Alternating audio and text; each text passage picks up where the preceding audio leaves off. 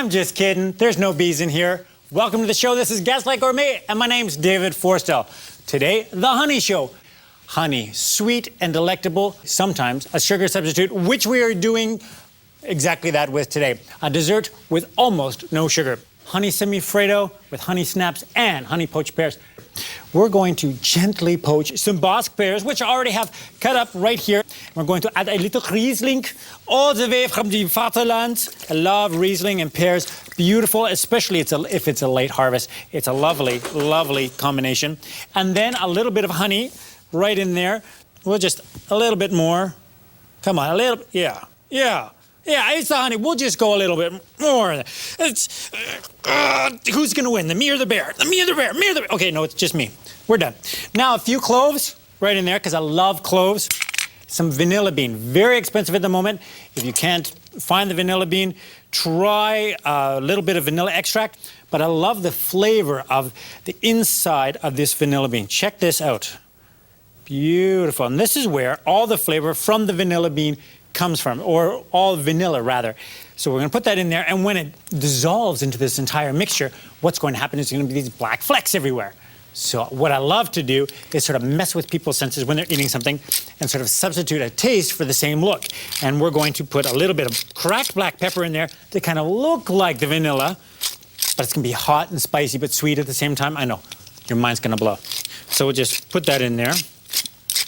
Once it comes to a boil, it emulsifies the honey, it brings all the flavors out, but if you keep it on a boil, it's going to shatter your pears. We want to keep the pears whole. So what do? You turn it down to a simmer, and then we're going to carry on.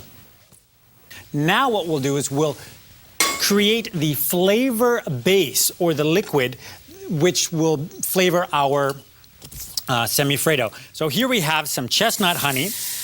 Put that into a slightly warmed pot. Nice, deep, rich color. And because we're cooking this again, we're concentrating the sugars because we're taking some of the liquid out. We'll replace some of the liquid with a little bit of brandy.